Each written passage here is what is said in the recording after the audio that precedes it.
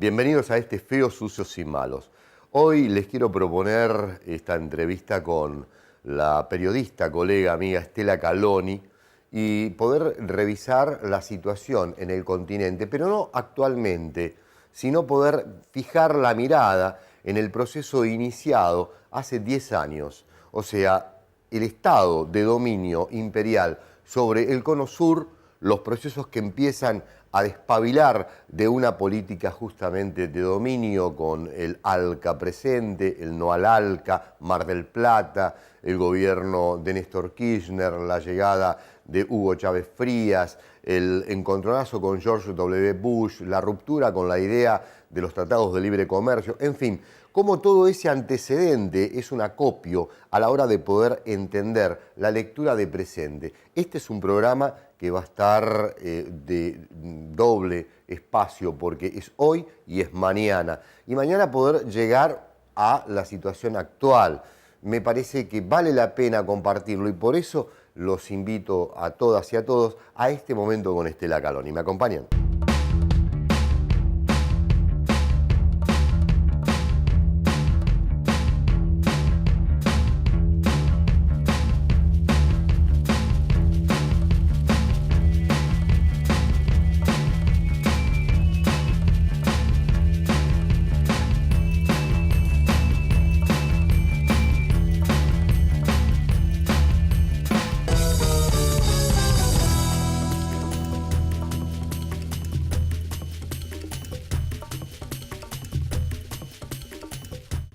Hola, bueno, como ya les he comentado en la apertura de Feos, con nosotros está este amor de persona, esta ejemplar periodista. Bueno, no quiero presentarla porque ya la conocen todos y hay que aprovechar el tiempo para la pregunta. Para la pregunta y la respuesta de Estela Caloni. ¿Cómo estás, Estela? ¿Cómo estás, Omar? Qué ¿Bien? lindo estar con ustedes. Gracias. Hay mucho para preguntarte Sí. y vamos a entrar, si te parece, por América Latina, eh, por el continente, por este proceso iniciado hace un poco más de 10 años y se cumplen en estos días que estamos filmando esta entrevista un aniversario, 10 años de No al No al ALCA. ALCA. Importantísimo. Y es un momento que merece reflexión, sí, merece reflexión porque estamos frente a momentos bisagras en el continente, donde la vida de un pueblo se está comprometiendo y jugando con la vida de otro pueblo. ¿Cómo estás viendo la situación? Bueno, mira, realmente el continente que había llegado a una situación extraordinaria con el tema de la integración, que tenemos que nos falta un poquito el motor esencial de esta integración, que fue el comandante Hugo Chávez Frías, muy bien acompañado por el presidente Néstor Kirchner él dijo en una entrevista en el 2006 que era el que más le había entendido a él el proyecto en ese momento, y de alguna manera es lo que vos decías, lo que vimos nosotros ese el 5 de noviembre del 2005, que nunca olvidaremos, porque eso marca un hito histórico donde ahí sí todo lo que se había empezado como una integración y que estaba con había muchos problemas por la diversidad de países, por la diversidad de gobiernos, por las asimetrías, que son muy grandes, hay países enormes y países muy pequeños, pero se había dado uno de los saltos más importantes, sacar a la integración de una cuestión económica, de las fronteras, de todo esto que sucedió, y ponerla en una línea política, porque la integración de otra manera no servía para nada. Es decir, en el momento en que se piensa una integración política, que se empieza una unión de nuestros países a partir de sus identidades, de sus diversidades, en ese momento se da un salto extraordinario y la verdadera conmoción que causó es ese noviembre del 2005, porque no sucedió dos cosas que no habían sucedido nunca en el mundo: que un gobierno como el de Chávez en el 2002 tuviera un golpe de Estado dirigido por Estados Unidos, que no pudo durar más de 48 horas.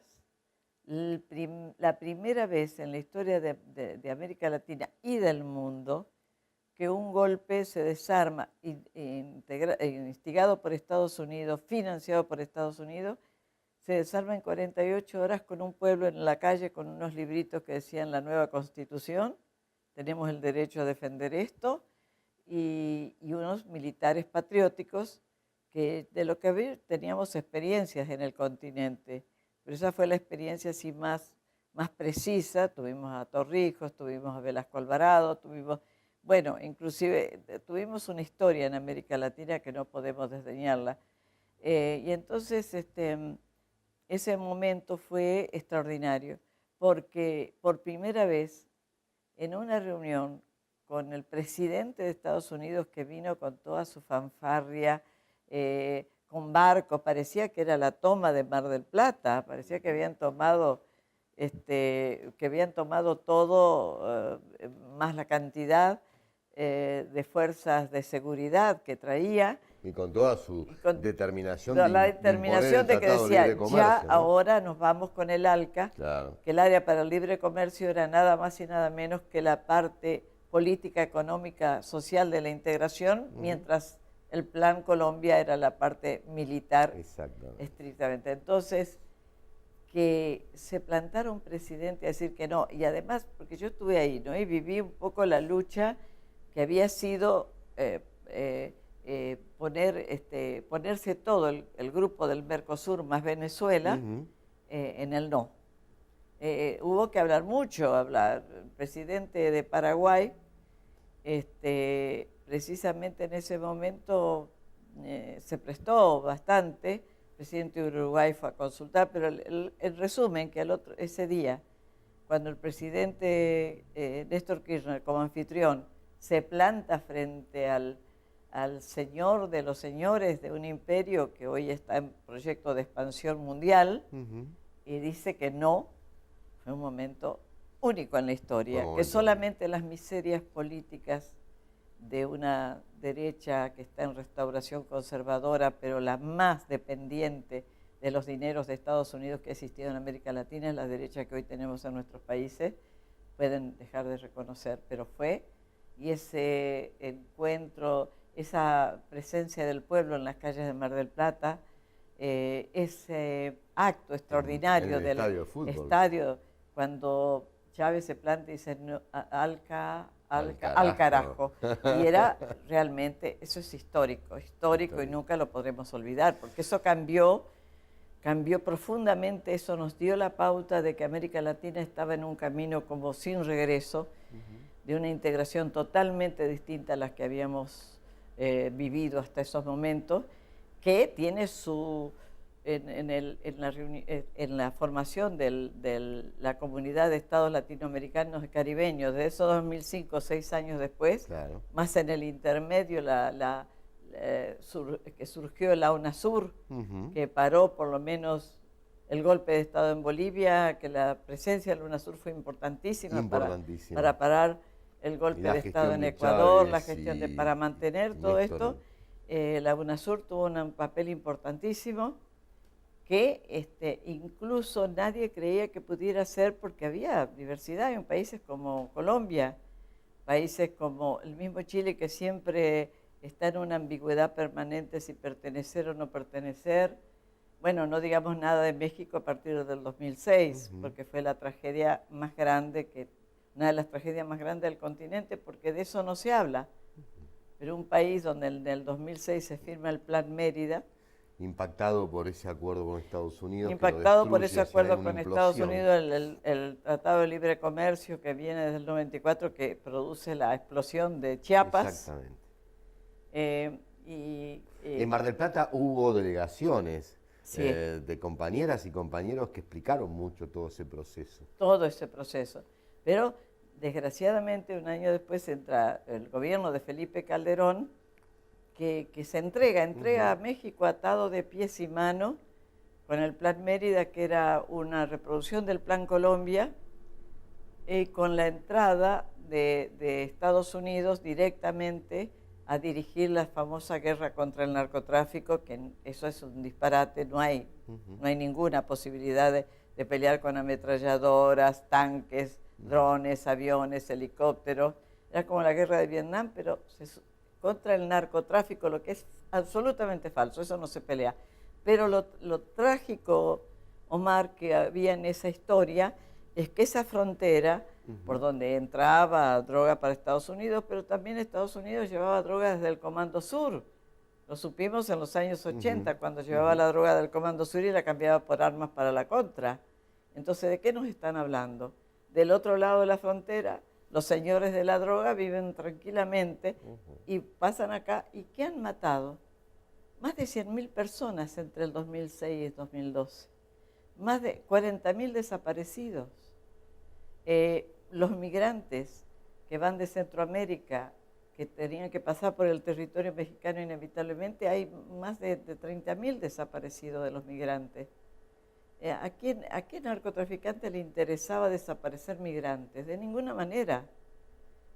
Los Zetas, ¿qué son? Son paramilitares mexicanos. ¿Qué hizo el gobierno de Calderón? Puso a la Marina, al Ejército, a la Aeronáutica, más la policía, más la justicia en manos de los Estados Unidos para dirigir, entre comillas, la guerra contra el narcotráfico. Ahora, yo te quiero traer un poquito al presente. Sí.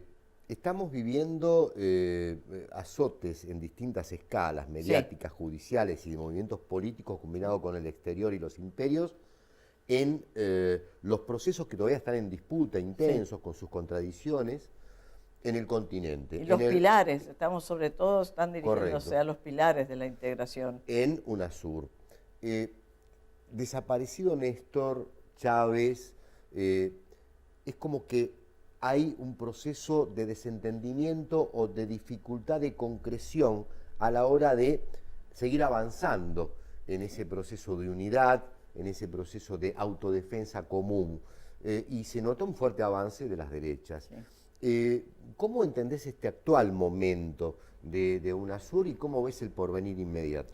Bueno, mira, yo te estaba hablando del tema de México, porque el tema de México y Colombia son dos temas que conjuntamente funcionan muy fuerte, y con Perú, donde hay una extremada militarización de Estados Unidos en los últimos tiempos, para decirte que hay un gran, el imperio que llevó adelante estas guerras coloniales brutales, utilizando a la OTAN como una que está ilegalmente actuando, porque la OTAN fue creada simplemente para supuestamente defender a Europa de que supuestamente quisiera invadir la Unión Soviética, que no tenía ninguna intención de invadir a Europa después de la Segunda Guerra Mundial, porque por supuesto que había que reconstruir una Unión Soviética con 20 millones de muertos, que había ganado la guerra, porque los aliados entraron cuando ya la guerra estaba ganada, pero aprovecharon las circunstancias y se adueñaron de Europa. Entonces crearon la OTAN. La OTAN tenía que defender una supuesta intervención de la Unión Soviética. ¿Qué está haciendo la OTAN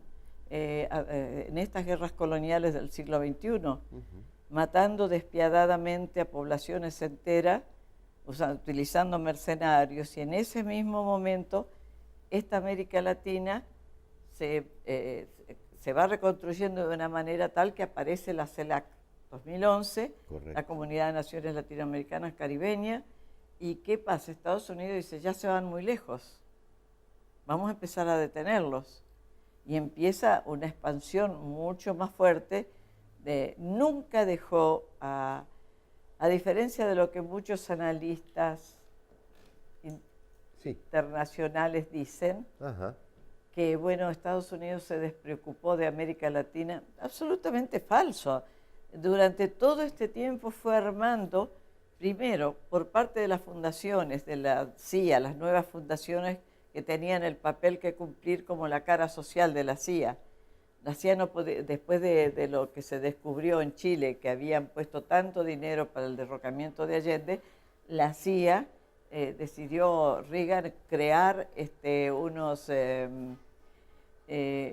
crear la NED, la National Endowment Foundation, que es la Fundación para la Democracia, supuestamente, sí, para que ella se encargara de ser la distribuidora de dinero, más la Agencia Internacional para el Desarrollo, la famosa ID que mandaba a los torturadores a nuestra América, sería la que apareciera como Agencia Internacional para el Desarrollo bajo el nombre de USAID. Con lo cual ellos pasaban todo ese dinero y llenaron de ONGs durante el gobierno de Bush se dieron cuenta de que las organizaciones no gubernamentales podían cumplir un papel muy importante como caballos de Troya, caballitos de Troya, ¿no? Del gran caballo a lo largo de todo el continente. Entonces nos invadieron, pero mientras ellos nos estaban invadiendo, nosotros nos estábamos organizando. Ahora, el no al ALCA, cuando dice no al territorio de paz América Latina, lo que conllevaba que tenían que desaparecer las bases de Estados Unidos del continente. Vos no podés tener un territorio de paz con unas bases instaladas, como las 7 bases que tienen en Colombia o más, como las otras bases que tienen distribuidas en las Malvinas, la base de la OTAN, en el sur de Chile otra base. Digo, en Perú tenemos un armado de bases militares y establecimientos que no son bases, parecido a lo que iban a poner en el Chaco, aquí. Sí, correcto. Iban a poner para estudiar la atmósfera y era absolutamente falso, porque era de radar, iban a tener ahí comunicaciones con radares y con la cuarta flota que andaba por ahí por el mar, en un lugar espectacular porque tenía comunicación cercana con Paraguay, Bolivia, Uruguay, es decir, estaba ubicado el Comando Sur estratégicamente en el Chaco, tratando de crear esa supuesta lugar para detectar tormentas y cataclismos y fenómenos naturales, qué sé yo, pero era una verdadera base de espionaje y de radares y además estaba, como dije, estratégicamente ahí ubicado. Entonces, cuando vemos este panorama nosotros con un proyecto de paz que era ejemplar para el mundo, fíjate que en Europa muchísima gente empezó a mirar a América Latina. Cuando viene sobre Europa la crisis, claro, con la desaparición del bienestar social, cuando viene lo que está pasando en Europa, que ya todos sabemos, América Latina era un ejemplo de resistencia. Entonces, lo que nosotros estábamos haciendo es lo que se llama resistencia. Podía tener el nombre de integración. La integración había salido de los papeles, porque Chávez logró con Kirchner sacarla del papel el día que decidió cambiamos petróleo por insumos rurales, vacas, qué sé yo.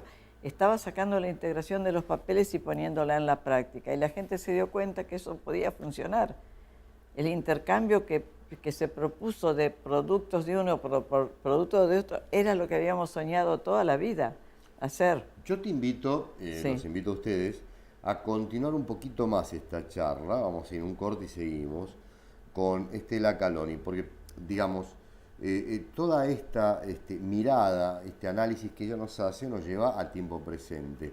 Un tiempo presente donde la intensidad del litigio es mucho mayor. Lo que está en juego es determinante para nuestro futuro, no solo por lo que los pueblos construyeron, sino por lo que se va a determinar a futuro inmediato. Está atravesado por ataques por derecha todo el continente. Sí. Y justamente está atravesado porque no quieren que siga avanzando la conciencia, la organización y la unidad de nuestros pueblos. Pero entonces mañana continuamos con Estela Caloni aquí en Feos, Sucios y Malos. ¿Qué nos sucede, vida mía, aquí y ahora, en este momento? ¿Qué está en juego? ¿Hacia dónde nos remitimos? Lo que no podemos entregar y lo que debemos reformatear o revisar entre todos nosotros a la hora de lo que nos enseñó la historia, las derrotas y todo lo que nos fuimos atreviendo a construir a partir de esa enseñanza. Mañana aquí en Feos, a la misma hora, por supuesto. Chao.